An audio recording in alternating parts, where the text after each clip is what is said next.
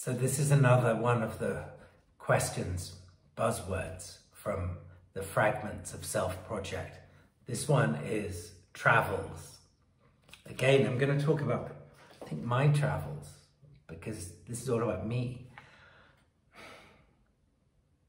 When I was 18 or 19, I went to Kenya to study African dictatorships at a small American university in Nairobi.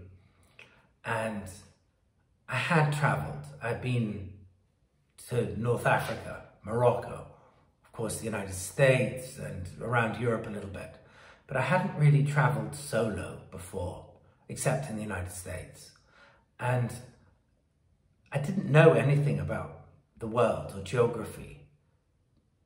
This must sound ridiculous, but there wasn't the internet. And I just thought old atlases were so boring, and I couldn't ever make head nor tail of them anyway.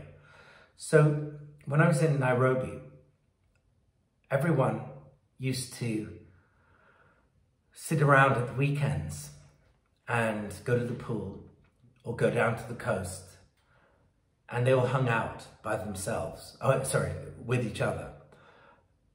What I began to do was to take off at the weekends and to hitchhike by myself, whether it was to the north of Kenya or to Lake Victoria or to neighboring countries, Tanzania, Uganda.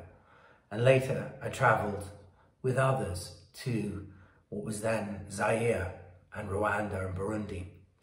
Zaire is now Congo. After that, I kept on going, a little bit like Forrest Gump. I just didn't see the point of stopping. I felt like a rubber ball that had learned to bounce, and that if I kept bouncing, I'd gain and gather more energy and experience.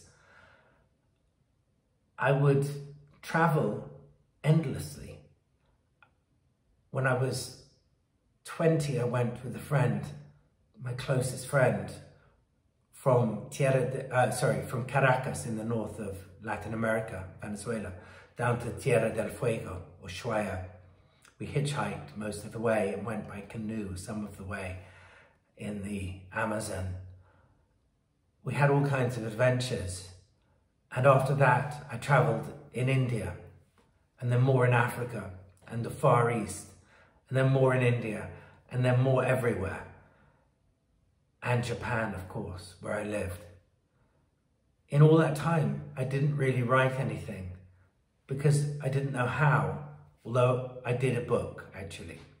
But I didn't know how to do journalism. Journalism is largely about selling, and I'm not good at selling. I have no interest in selling my work, mostly because I write for myself. But with time, as I described in journalism, I learned to pitch an article and to go to a place, usually very far off the piste, and I would bring in the story. I got known as the person who could bring in the impossible story. God help me, did I bring in impossible stories. And I don't know that it's a skill that's particularly laudable, but I just learned how to assemble journalism and travels. Something that is so indescribably important to me that I've tried to get my kids to live by is the thought that the world out there, whether it's the place just beyond the window or the spot equidistant on the other side of this planet, all of those places and everywhere in between and everywhere, I mean everywhere, is part of this fantastical adventure of our lives. It's a kind of recreation ground for us. There's nothing that I like more than to pack a bag with a pair of long trousers and a pair of short trousers and a short sleeve shirt and a long sleeve shirt and a jacket and not much more else.